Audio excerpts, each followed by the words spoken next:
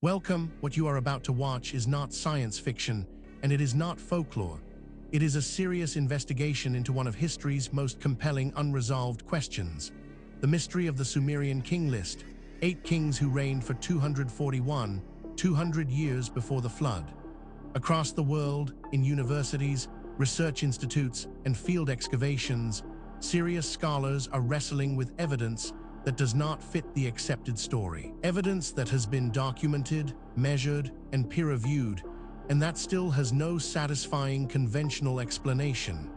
We are going to look at that evidence carefully, without prejudice in either direction. Not dismissing what is extraordinary, but not accepting it without scrutiny either. The truth, as always, is in the details.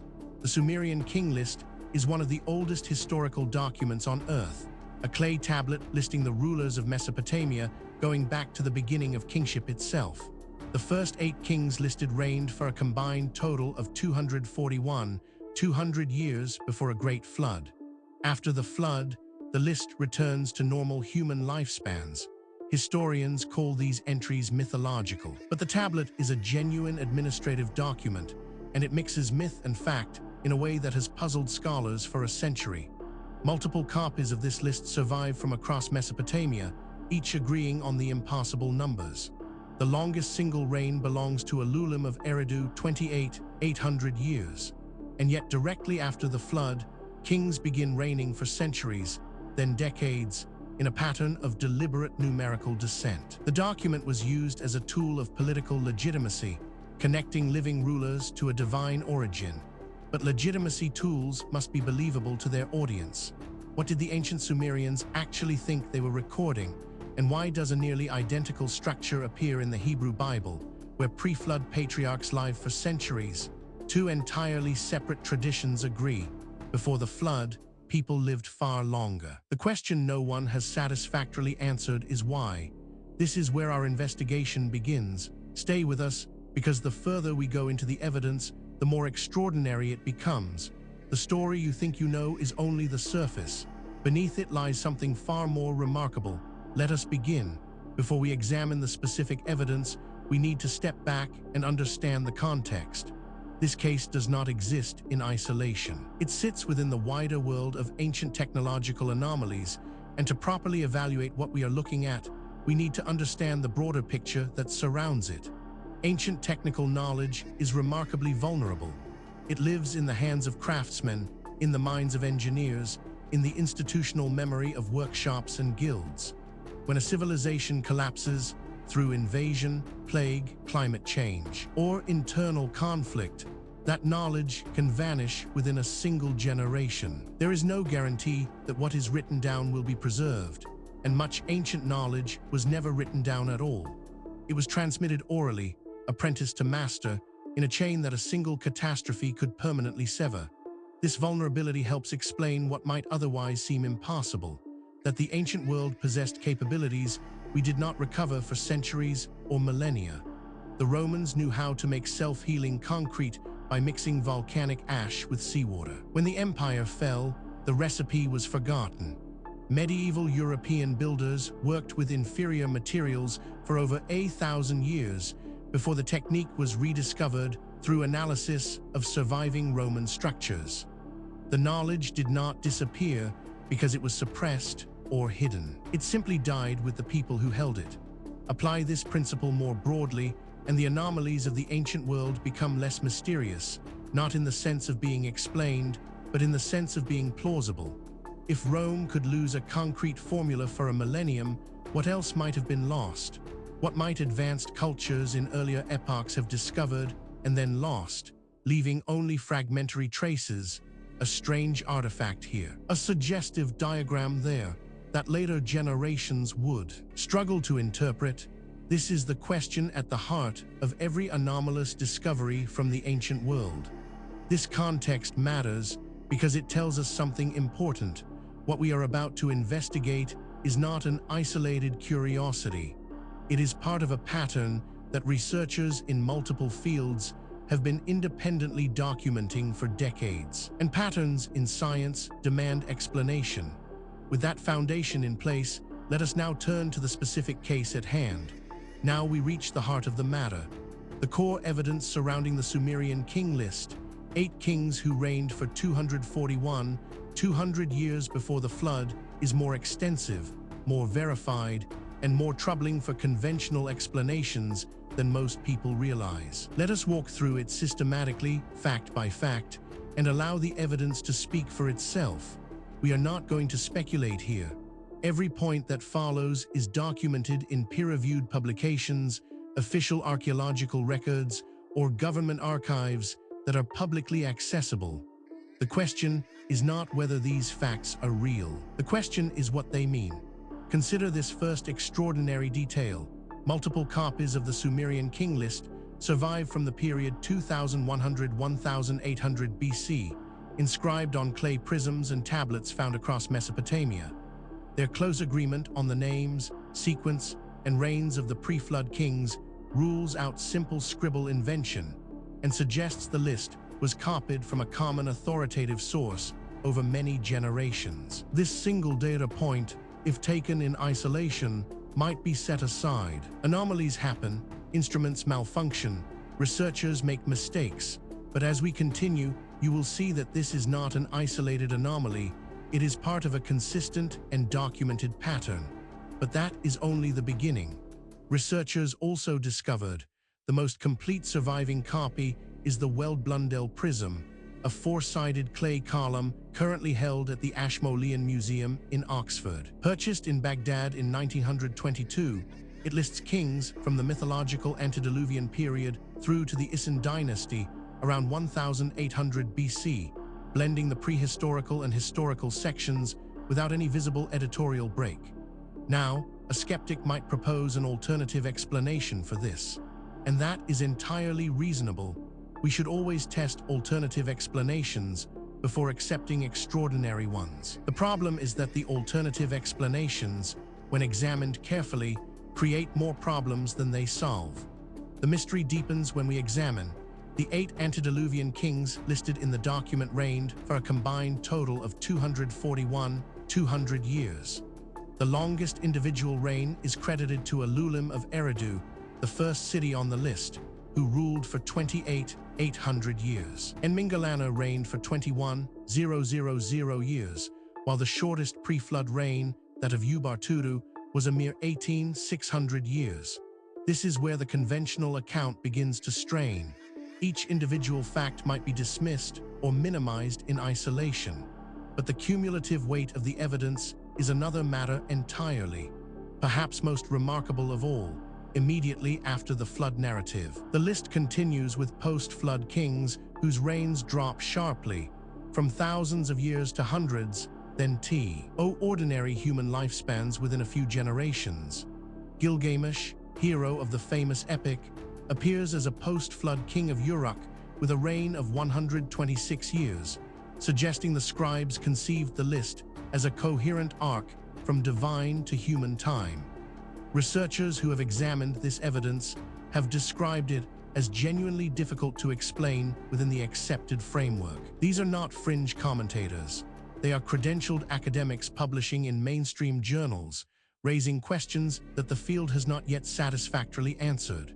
Then there is the matter of the Babylonian priest Berossus wrote a history of Mesopotamia in Greek around 278 BC, titled Babyloniaca, which independently lists 10 antediluvian kings with reigns totaling 432,000 years, a different count but the same structure. His list names a great flood as the boundary between mythological and historical time, confirming the tradition was stable across 1,000 years of Mesopotamian culture.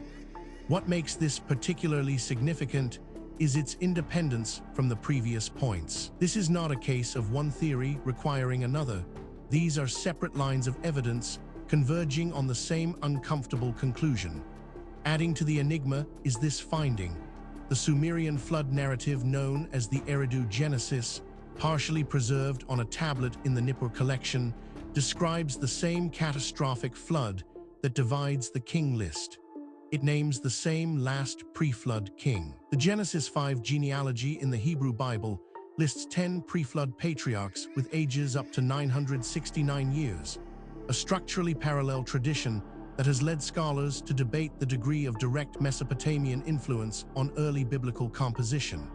Taken together, these facts form a pattern that cannot be explained by coincidence, misidentification, or methodological error.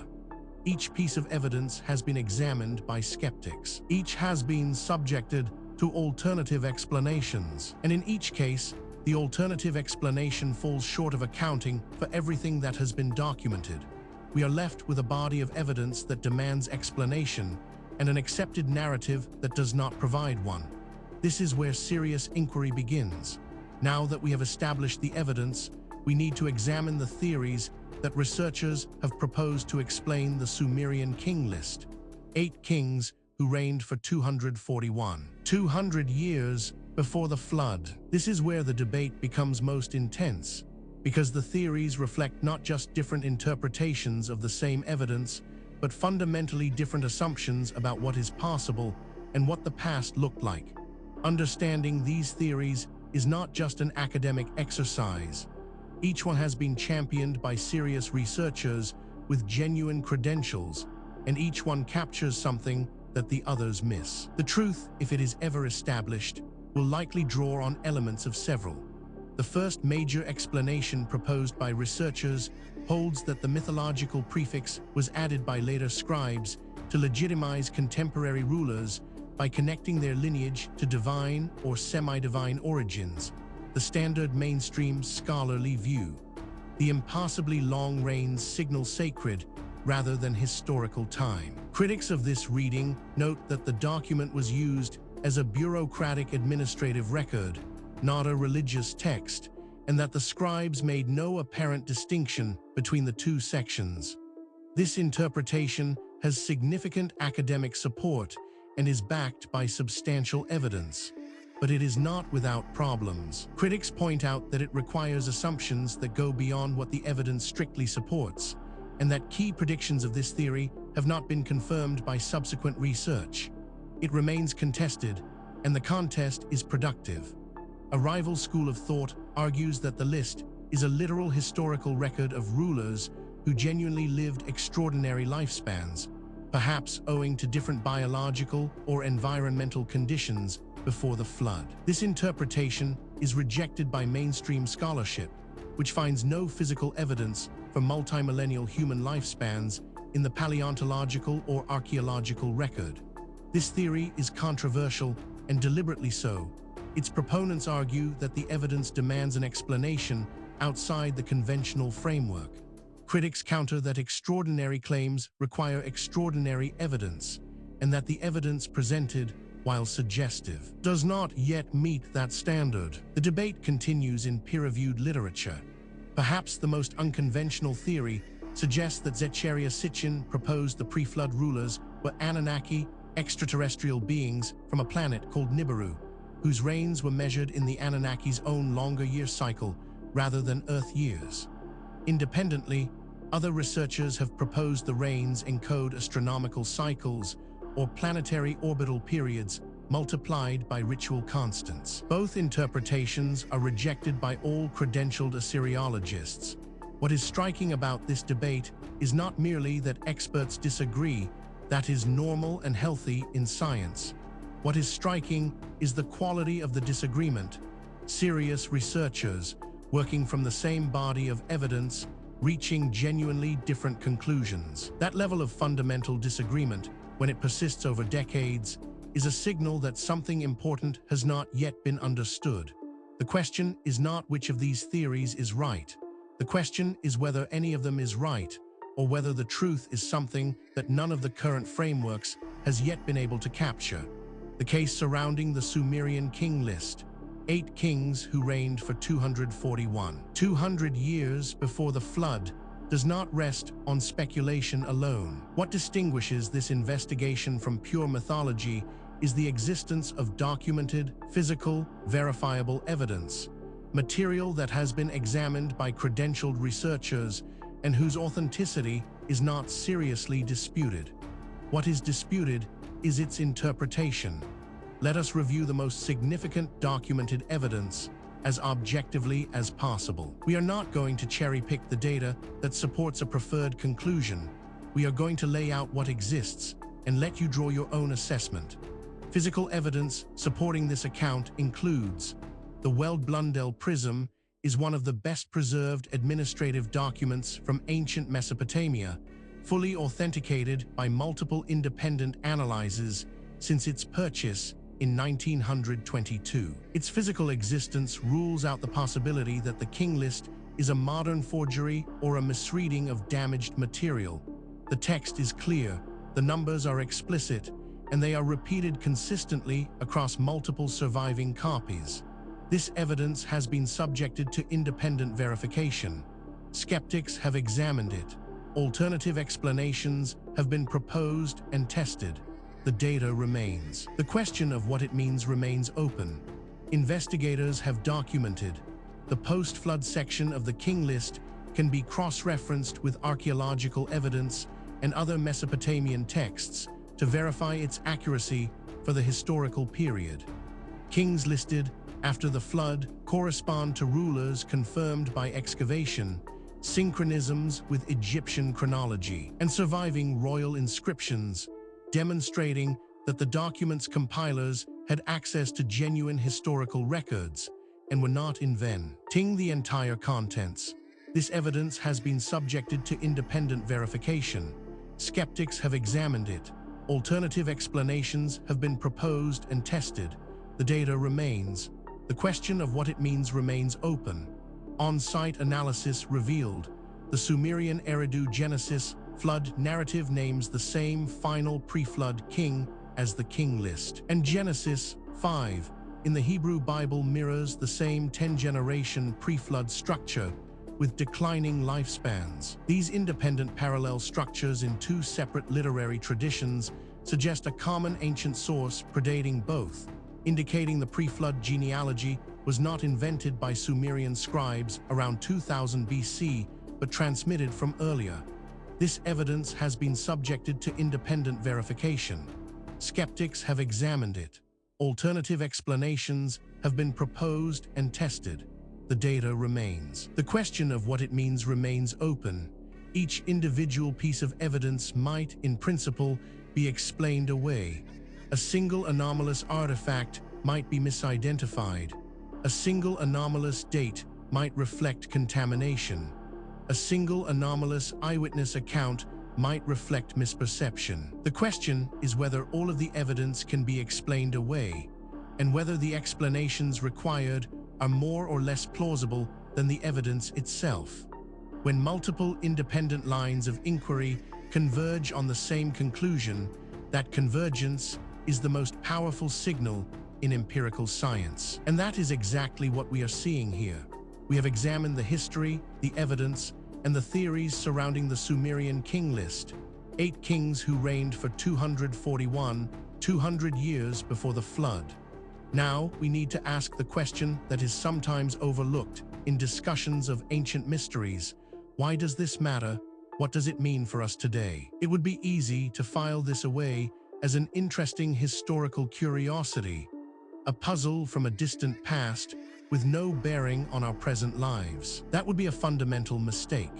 The questions raised by this case touch on issues that are directly relevant to who we are, where we came from, and what the human story actually looks like before the period covered by conventional history.